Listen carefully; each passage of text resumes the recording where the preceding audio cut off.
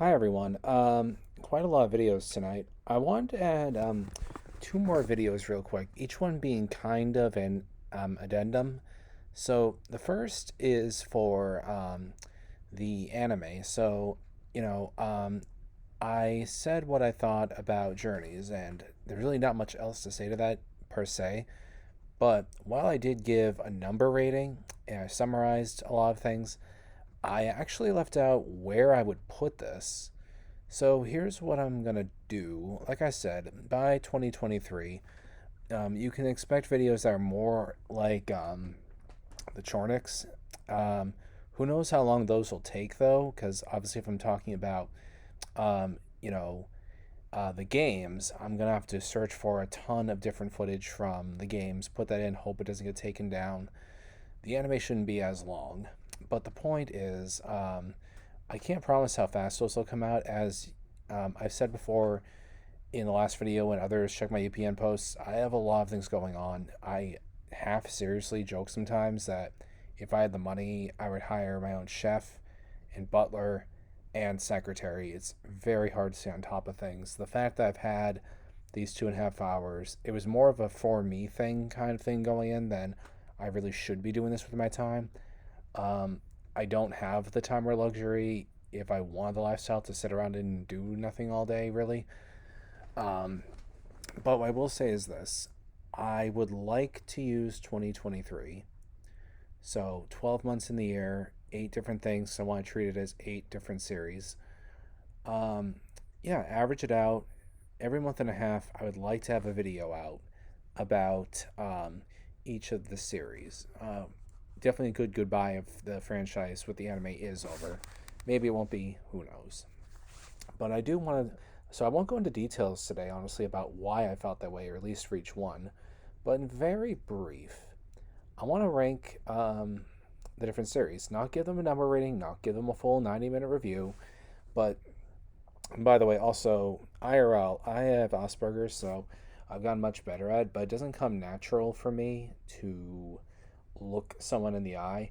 It's not a shyness thing, it's not a nervous thing. The wiring just isn't there. It's very foreign. It's much easier for me to kind of stare off into space and look around. That's what comes natural for me. So it says a lot. It's been a while that I've done any of it recreationally, but in high school and college, I've dabbled with acting. I enjoy it actually. I know it might be hard to imagine me acting because I know I can be very monotonous and have this flat voice. But I actually surprise people that I'm really good with comedic roles, believe it or not. Anyway, the point is, that's something else. While I'm making this video, I'm going to try to do more. Just, look at the camera and everything. So the first thing that I want to say is with Kanto and Sinnoh and Kalos, I have them all tied for best anime. Here's why. Very brief summaries. Kanto, I really liked how the show celebrated being Japanese, especially when it first came out. Me being an American kid who didn't know anything about Japanese culture, one of the best episodes ever, in my opinion, Ghost of Man's Peak. Very, very, very heavy on Shinto, and I liked that. I thought the show was edgier, a little more violent in a comedic sense. I thought it was the funniest series. I think Alola tried to be funny a lot, but sometimes just kind of came across as annoying. Not to say it didn't have its moments. Um, some of the most beautiful dramatic moments. Sinnoh was the best written series as far as having a story, but specifically having characters and developing them. So Ash continued what he started with in Hoenn, training his Pokemon, training with them. But everyone, kind of save Brock and the Rockets, aside from Jesse being in the contest, everyone had notable goals that they were inching towards. And like I said, some of the best episodes, the episode where Paul's Pokemon behind his back helped train Ash's Grottle, well, the evolved form Torterra did. And just those small things, I thought the rivalry with Paul was very strong. Taking Grand Festivals, making them even better. Just a very, very good series. In Kalos, I think overall best. Not specifically focusing on characters, it had that. Not as wacky and stuff as the original Kantos, but it brought the drama back. I mean, look at the first episode in Kalos. Not that there was any drama in Unova, but it felt a lot more alive. Everyone loved Mrs. Ketchum. Everyone loved the fact that Ash almost won the Kalos League. The Mega Evolution arc, Team Flare arc, it had it. I mean, this really had it. This was one of the strongest teams he ever had as far as for Pokemon and traveling companions. I mean, I heard PokeTubers refer to it as the family. It definitely felt that way.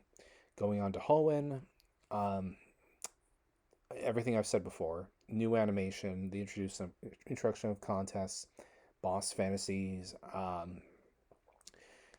seeing the Pokemon really train to get to a certain point, it really had it all going for it. I just feel like the other series had something that this one didn't have for the reasons I gave. Journeys, surprisingly, is right in the middle. I mean, when you look at the number rating, I guess it's not too surprising, but I'm not going to repeat why. I just did a video on it. Alola had a lot of good things. It's the third to last. I thought that the animation was terrible. Don't want to care about excuses they gave for it. I didn't, especially at first, like the idea of Ash going to school. He had just spent 6 series going these epic journeys, and I thought it was just too silly at first. It has redeeming things. Some of the most beautifully written episodes are in there. Two of them about death, another one about broken family. Um, just very powerful. Who didn't like the Alola League? Overall, as a story, it kind of got better over time. And I thought it was nice how this was the most loving region Ash ever went to. These people are still cheering on their Alolan champion in Journeys, and he really had a father figure in Kukui. Wasn't a bad series, but compared to the other ones, didn't really do it for me. Second to last series, Unova.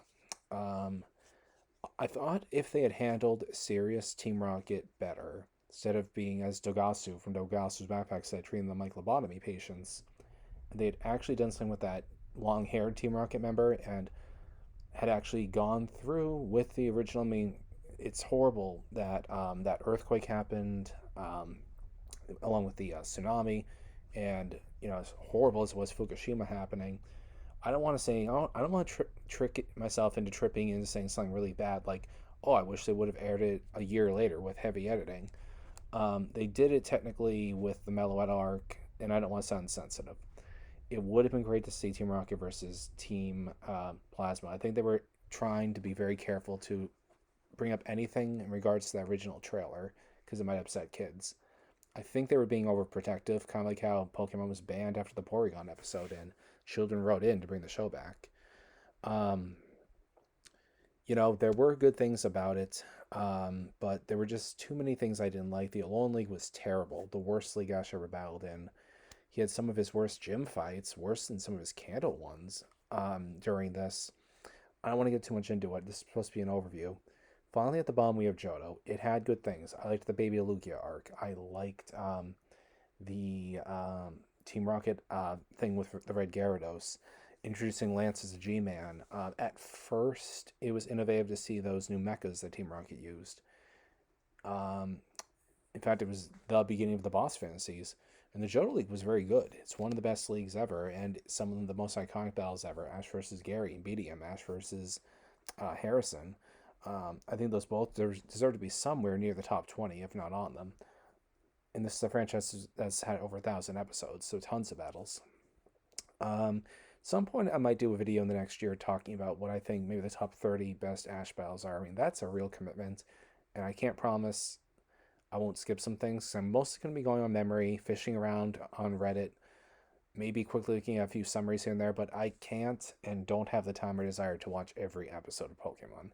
It holds a place in my heart, and it's easy to broadcast about because I know the community a little bit, and it's approachable. There are plenty of other things I watch that have a much more in-depth story, both for adults or cartoons for adults or cartoons for kids.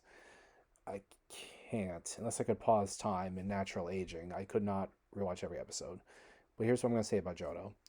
The first third, the fillers weren't bad, but going from Whitney's gym battle onward, almost every filler, with a major exception, the episode about Brock and the Ninetales, one of the best episodes ever. Probably the best episode about Brock, by the way. Or dealing with trauma with a Pokemon.